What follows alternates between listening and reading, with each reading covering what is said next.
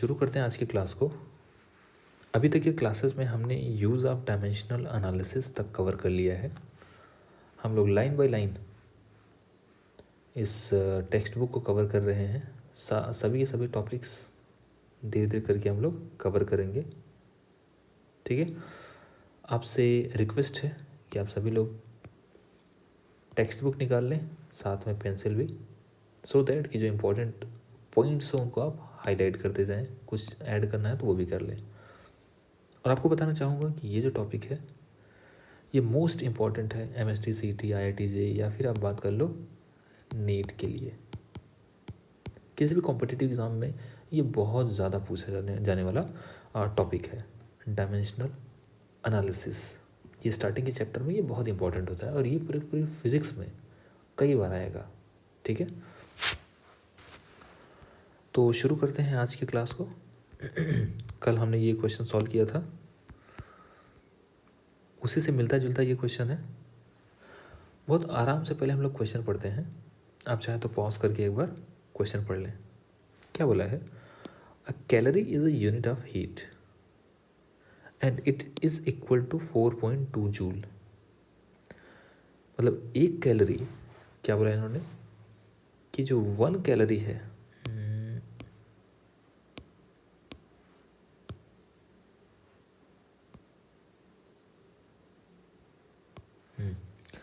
इन्होंने क्या बोला कि जो 1 कैलोरी है दैट इज़ 4.2 जूल के बराबर।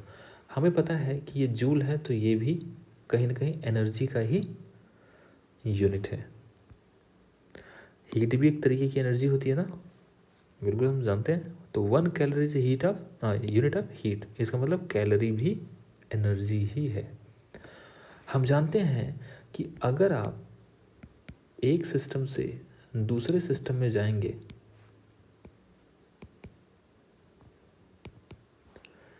Dimension does not change. ये बहुत इंपॉर्टेंट लाइन है, डायमेंशन डज नॉट चेंज। इसे प्लीज़ नोट कर लें, बहुत इंपॉर्टेंट है।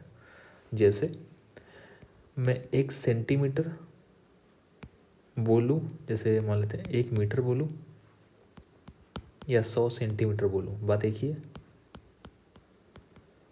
यहाँ भी डायमेंशन L ही आएगा, इसमें भी डायमेंशन L ही आएगा, क्योंकि दोनों तरफ है तो लेंथ ही ना, इसलिए। ठीक है, अब देखो आगे इन्होंने क्या पूछा है। बोला कि a distant civilization employs a system of unit. इन्होंने बोला कोई दूर दराज का कम्युनिटी है जिन्होंने एक नया सिस्टम ऑफ यूनिट बनाया। क्या यूनिट, क्या सिस्टम बनाया? इनके सिस्टम में मास का जो यूनिट होगा वो केजी नहीं होगा, वो अल्फा केजी होगा। जैसे SI सिस्टम में मास का यूनिट केजी होता है, इनके सिस्टम में मास का यूनिट अल्फा केजी होगा, लेंथ बीटा मीटर होगा और टाइम का जो यूनिट होगा दैट इज गामा सेकेंड। फिर क्या बोला? Also ZS is their unit of energy. Energy बोल दिया ना, इन्होंने क्या बोला? जेडएस जो है देयर यूनिट ऑफ एनर्जी है। What will be the magnitude of calorie in their units, ये इन्होंने पूछा है। तो देखो मान लेते हैं, लेट 1 कैलोरी की वैल्यू x टाइम्स ऑफ है जेडएस के। क्यों मैंने ऐसा माना? भाई जायज़ सी बात है, 1 कैलोरी, जैसे जैसे मैं बोलता हूँ कि 1 मीटर कितना होता है सेंटीमीटर में, तो आप बोलते हैं 100 सेंटीमीटर। तो मैं इसको ऐसे लिख सकता हूँ ना कि मान लेता हूँ कि 1 कैलोरी की वैल्यू x है दूसरे वाले सिस्टम में, तो इसको ऐसे लिखेंगे। ठीक है, ये एग्जाम्पल है इसे में। तो देखो हमने क्या बोला, लेट 1 कैलोरी की वैल्यू XJ। अब यार हमें पता है कि इस साइड की डायमेंशन और इस साइड की डायमेंशन बराबर होंगी। तो डायमेंशनल एनालिसिस क्या कहता है?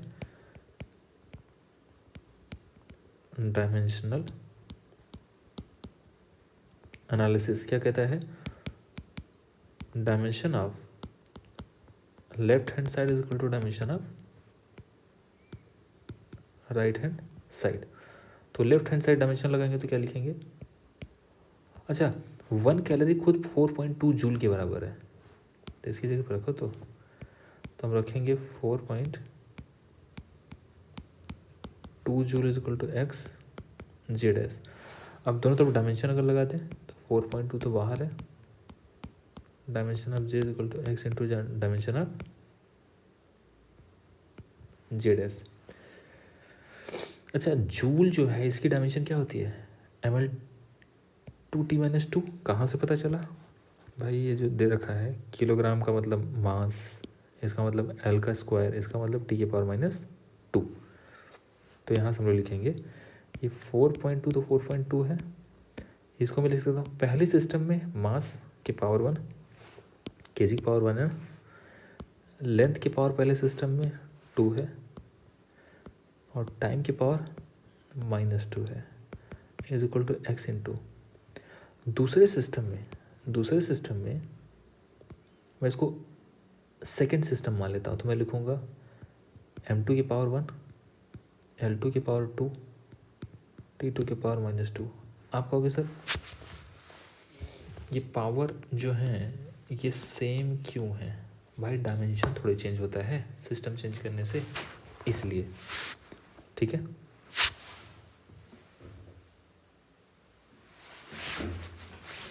तो आगे बढ़ते हैं, देखो तो x की वैल्यू क्या आएगी, देखो x बराबर बनेगा 4.2, इसको डिवाइड कर दो इधर तो क्या बनेगा m1/m2 पावर 1, ऐसे लिखा जा सकता है, कोई प्रॉब्लम की बात नहीं है, अलग अलग L1/L2 की पावर 2 T1/T2 की पावर -2। यार एक बात बताओ, m1 का मतलब है mass of unit of mass in first system, वो क्या है केजी। L1 किसके बराबर है मीटर, T1 किसके बराबर है सेकेंड, भाई देखो ना केजी मीटर सेकेंड, जूल वाले सिस्टम के को ही तो हमने m1 L1 T1 लिया है। ऐसे ही सेकेंड सिस्टम में जो मास है that is alpha KG, length जो है दैट इज बीटा मीटर, और टाइम जो दूसरे सिस्टम में है वो क्या है गामा सेकेंड। इन सारी ही वैल्यूज़ को पुट करो ऊपर वाले इक्वेशन में, तो x की वैल्यू क्या आएगी 4.2 kg अपॉन अल्फा kg, मैं बस वैल्यू रख रहा हूँ, मीटर अपॉन बीटा मीटर का square second upon gamma second का पावर -2। इसको सॉल्व करोगे तो आपको पता चलेगा कि x की वैल्यू जो है दैट इज़ 4.2, ये गामा के पावर -2 बनेगा, बाकी सब कैंसल आउट हो जाएंगे, केजी मीटर मीटर सेकेंड, तो ये बनेगा gamma square upon alpha into beta square. यार हमने स्टार्टिंग में माना था इस वाले क्वेश्चन को देखो कि 1 कैलोरी बराबर एक्स जे डैश, इसका मतलब 1 कैलोरी की जो वैल्यू आएगी दूसरे सिस्टम में कितनी आएगी, यहाँ पॉइंट है 4.2 gamma square upon alpha into beta square into, ये आएगा आपका आंसर, ठीक है। अब आगे बढ़ते हैं,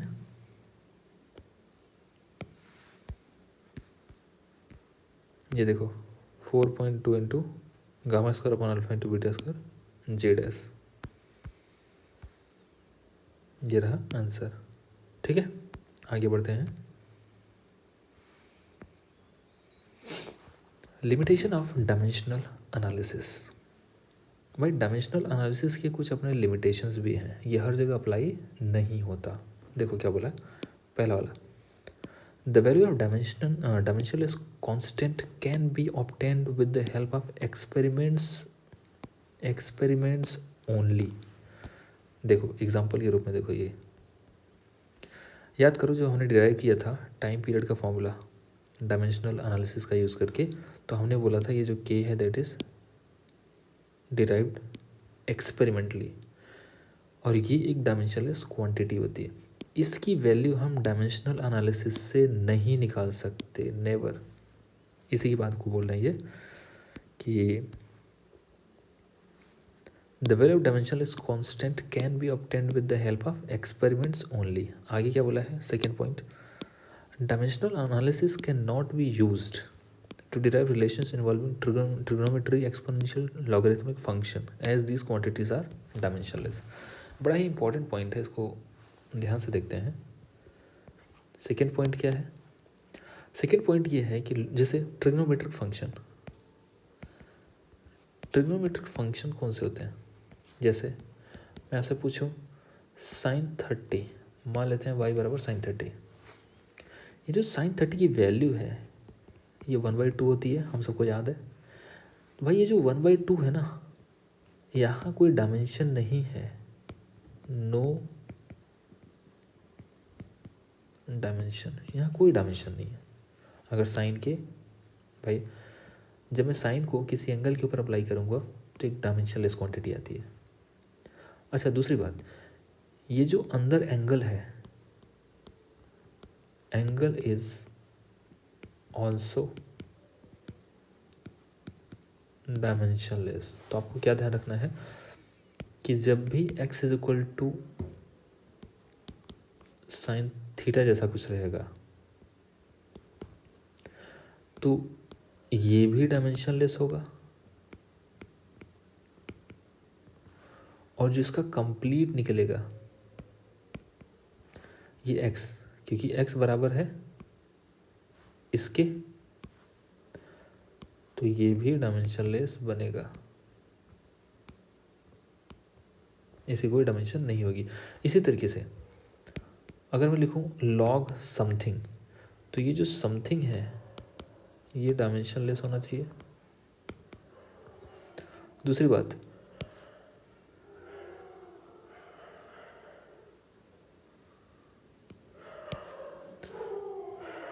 ये जो लॉग के बाहर निकल कर आएगा ये खुद में भी डायमेंशनलेस होगा। जैसे अगर मैं बोलूँ y is equal to log x, तो y मस्ट बी डायमेंशनलेस। फिर उन्होंने बोला कि एक्सपोनेंशियल, एक्सपोनेंशियल का मतलब क्या हुआ, जैसे देखो मान लो अगर मैं आपसे पूछूं 2 कितना होता है तो आप बोलोगे सर 4 होता है, बिल्कुल सही बात है।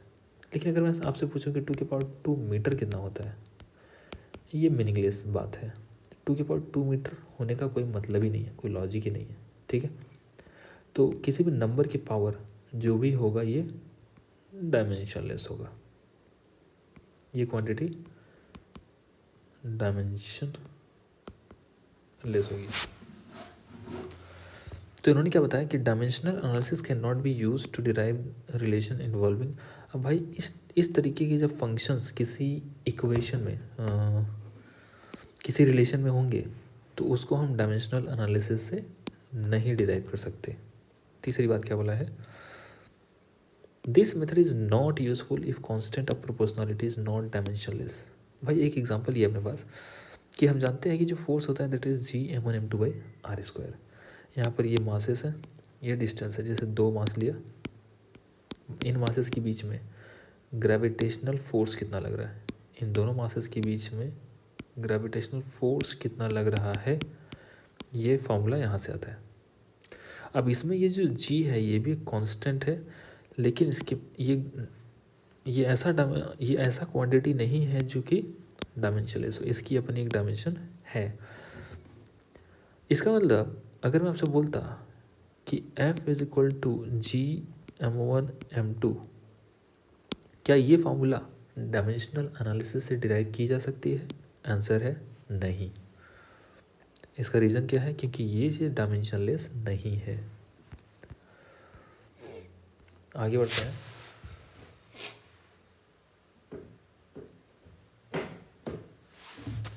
हैं। ये क्या बोला है, if the correct equation contains some more term of the same dimension, it is not possible to know about their presence using dimensional equation. Example से ये वाली बात ज़्यादा समझ में आएगी। देखिए, जैसे हम जानते हैं कि जो सेकेंड इक्वेशन ऑफ मोशन होता है that is this, S is equal to U T plus half A T square. हमें पता है, मैंने आपको पहले ही बता दिया है कि जब भी दो एडिशन हो, दो क्वांटिटी का एडिशन तभी होता है जब डायमेंशन इन दोनों के सेम हो। और दूसरी बात, अगर कोई चीज़ राइट साइड में है, कोई चीज़ लेफ्ट साइड में है, तो लेफ्ट हैंड साइड की डायमेंशन राइट हैंड साइड की डायमेंशन के बराबर आनी चाहिए। ठीक है, लेकिन यार एक बात बताओ, क्या ये डायमेंशनली इनकरेक्ट है क्या? ये भी तो करेक्ट है। बट इस टाइप की फॉर्मूले का हम डेरिवेशन डायमेंशनल एनालिसिस से नहीं कर सकते। डायमेंशनल एनालिसिस से जनरली हम ऐसे फॉर्मूले निकालते हैं जो मल्टीप्लिकेशन या पावर के फॉर्म में होते हैं। ठीक है, कुछ सिंपल रिलेशन ही निकाल पाते हैं, ऐसे एडिशन सब्ट्रैक्शन वाले नहीं कर पाएंगे हम। ठीक है, अब आगे हम बात करते हैं accuracy, precision and uncertainty in measurement.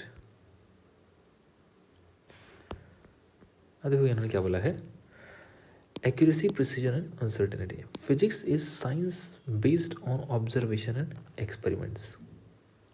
बिल्कुल सही बात है। फिजिक्स का मतलब ये होता है कि मतलब फिजिक्स वो साइंस है जिसमें हम लोग ऑब्जर्वेशन वगैरह करते हैं, फिर एक्सपेरिमेंट करते हैं, एक्सपेरिमेंट वगैरह करके थियरी वगैरह बनाते हैं, लॉ बनाते हैं, फिर इस टाइप से स्टडी चलती है।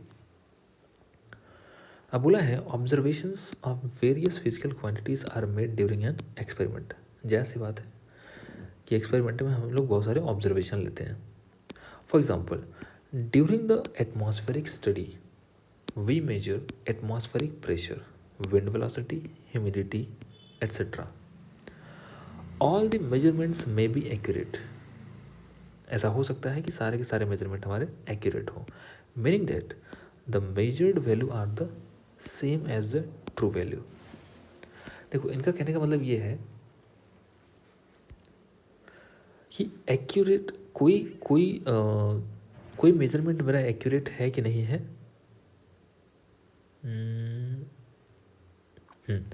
अगर ट्रू वैल्यू और मेजर्ड और हमारे मेजर्ड वैल्यू दोनों अगर सेम है तो हम बोलेंगे कि हमारा जो मेजरमेंट है दैट इज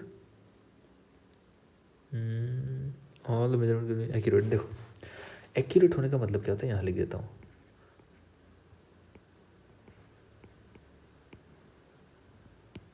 एक्यूरेट होने का मतलब ये है कि जैसे मान लीजिए कि ये,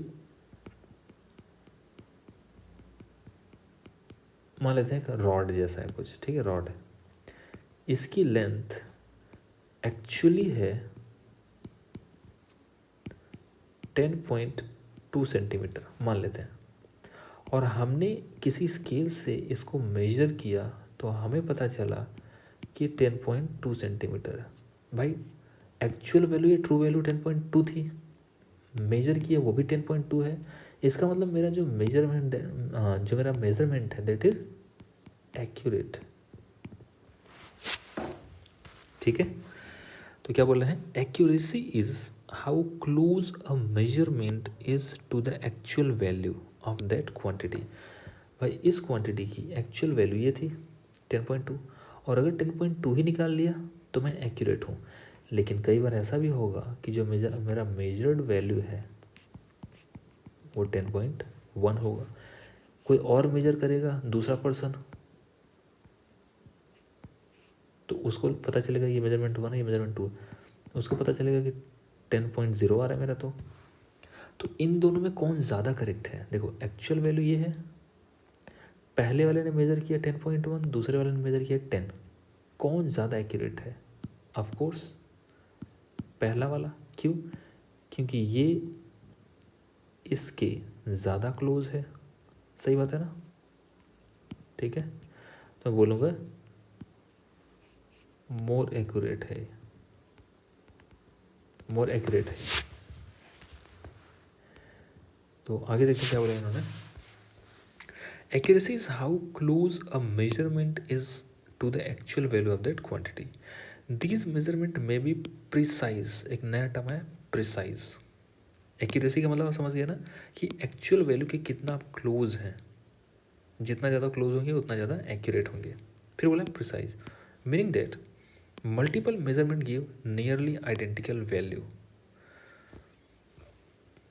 देखो एक्यूरेसी का लेना देना होता है कि आप एक्चुअल वैल्यू के कितना करीब हो। प्रिसीजन का मतलब होता है मल्टीपल मेजरमेंट लो और वो मेजरमेंट कितने आइडेंटिकल हैं, दिस रिप्रोड्यूसिबल रिजल्ट कितना आ रहा है। इस बात को हम ज़्यादा बेहतर समझेंगे अभी, डोंट वरी। इन्होंने क्या बोला, in actual measurements and observation में भी बोथ एक्यूरेट भी हो प्रिसाइज भी हो।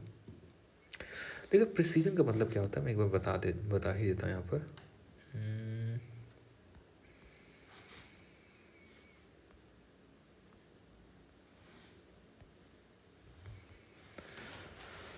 जैसे मान लो कि एक्यूरेसी प्रिसीजन को, चलो अच्छा इसी से समझते हैं।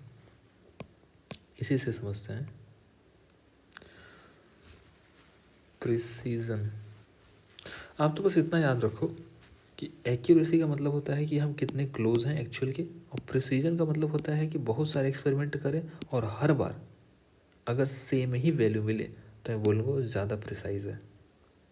ठीक है, आगे क्या बोला, in actual measurements and observation में बी बोथ प्रिसाइज एंड, ठीक है, इसे समझते हैं एक्यूरेसी और प्रिसीजन को इस वाले एग्जांपल से बेटर समझते हैं कि कौन ज़्यादा एक्यूरेसी आएगा, कौन सा ज़्यादा प्रिसाइज आएगा। देखो मान लो कि एक तीरंदाजी निशाने वाली एक गेम होती है ना, क्या आर्चरी वगैरह कुछ बोलते हैं इसको, ठीक है। आपसे बोला गया कि आपको इस वाले पॉइंट को टारगेट करना है। आपने एरो लिया, जिप करके यहाँ मारना है आपको, एरो लिया मार, थोड़ा आप डिस्टेंस पे खड़े हैं, ठीक है। हम जानते हैं कि जितनी बार हम हिट करेंगे ज़रूरी नहीं है कि इसके बीचों बीच आकर लगे, कई बार बाहर जाके लग जाता है, कई बार यहाँ यहाँ यहाँ, डिपेंड करता है कौन कितना अच्छा ये गेम खेल पाता है, ठीक है। तो देखो सपोज करो एक पर्सन ऐसा है जिसने 1 2 3 4 5 6 7 अटेम्प्ट किए और सातों अटेम्प्ट उसके इस वाले गोले के अंदर आए। आप सोचिए, देखो क्या मैं कह सकता हूँ वो ज़्यादा एक्यूरेट है। क्यों? क्योंकि जहाँ टारगेट था वहीं पर उसका हिट हुआ है, तो ये ज़्यादा एक्यूरेट है। लेकिन ये प्रिसाइज भी है। प्रिसाइज क्यों? क्योंकि इसकी हर एक जो ट्राई है, जो इसके हर एक अटेम्प्ट है वो क्लोज हैं, बहुत फैले हुए, दूर तक फैले हुए नहीं, क्लोज हैं। और जब भी क्लोज होंगे तब प्रिसाइज होगा। दूसरा देखते हैं, एक दूसरा पर्सन है, इसको भी मौका मिला टोटल 7 बार ये एरो फेंकने का। इस भाई ने जब चलाना शुरू किया एरो तो ये बार बार इसका, एक बार यहाँ गिरा, यहाँ यहाँ यहाँ यहाँ यहाँ यहाँ, ऐसे 7 के 7 बार यहीं पर गिरा।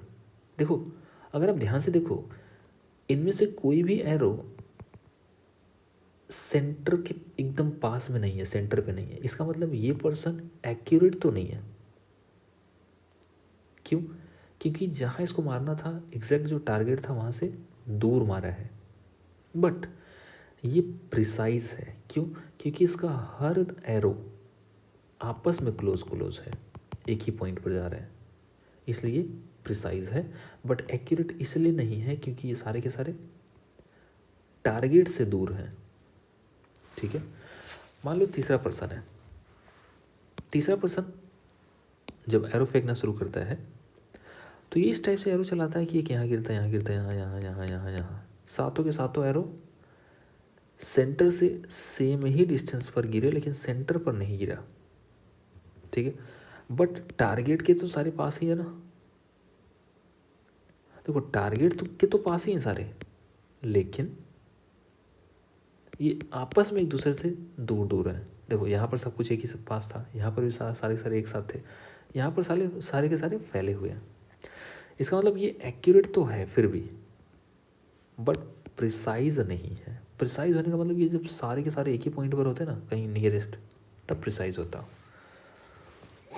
चौथा पर्सन ऐसा है कि उसने 7 तीर फेंके और पता चला कि यार एक तो इसके दूर दूर सारे आ रहे हैं, दूसरे टारगेट के पास कोई भी नहीं आया, तो ये पर्सन क्या होगा, ना ही एक्यूरेट होगा ना ही प्रिसाइज होगा। तो ये है एक्यूरेसी और प्रिसीजन में डिफरेंस।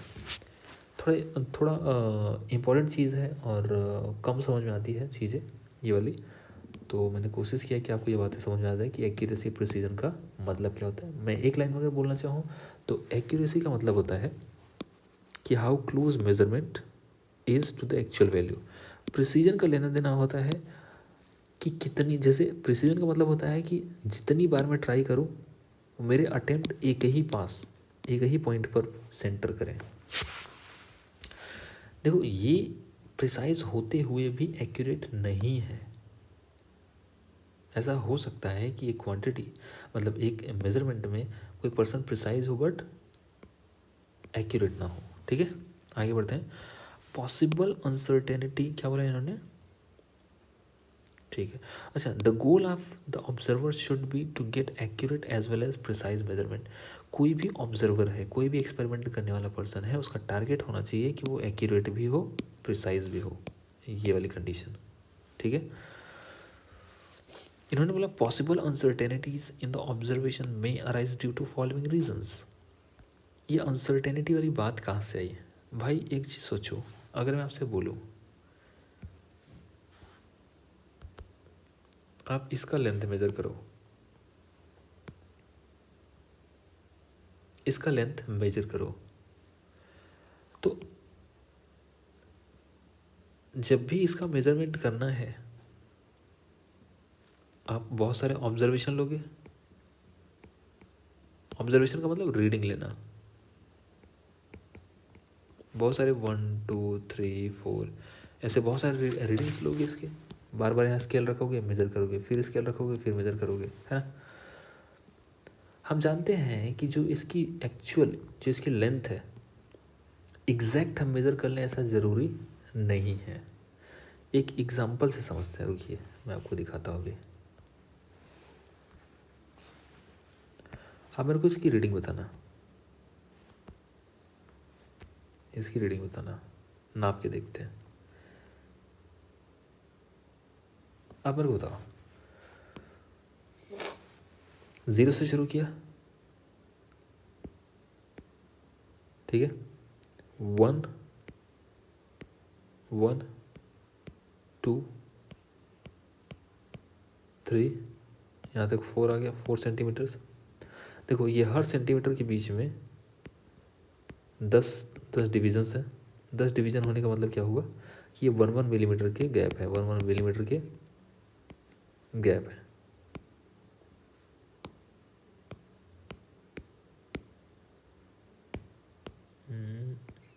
ठीक है,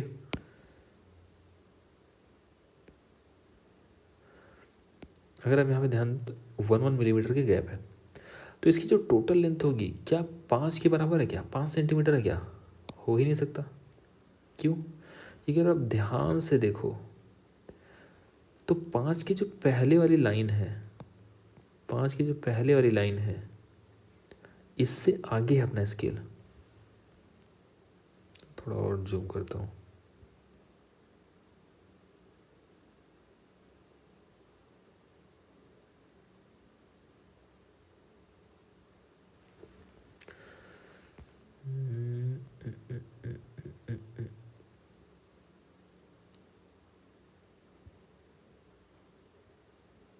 हाँ अब देखो,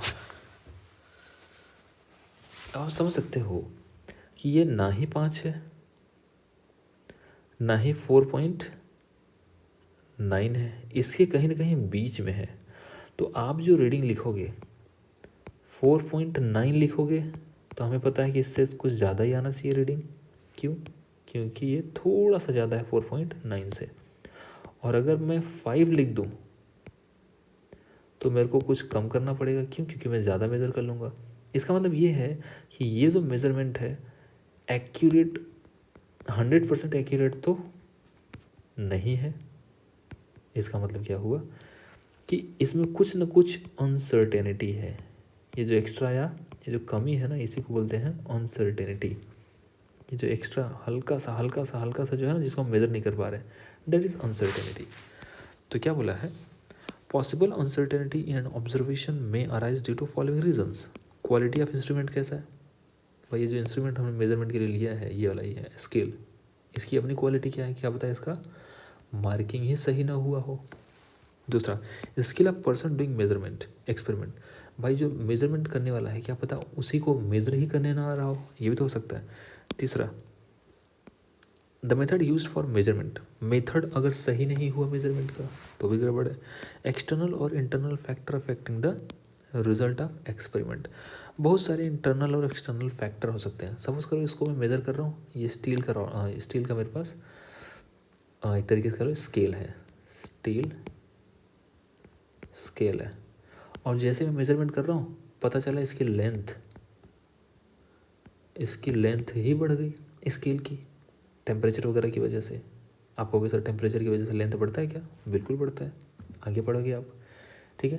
अब अगर इसका लेंथ ही बदल गया, अगर इसका लेंथ ही बदल गया अपना खुद का लेंथ, तो फिर इसका सही लेंथ कैसे देगा।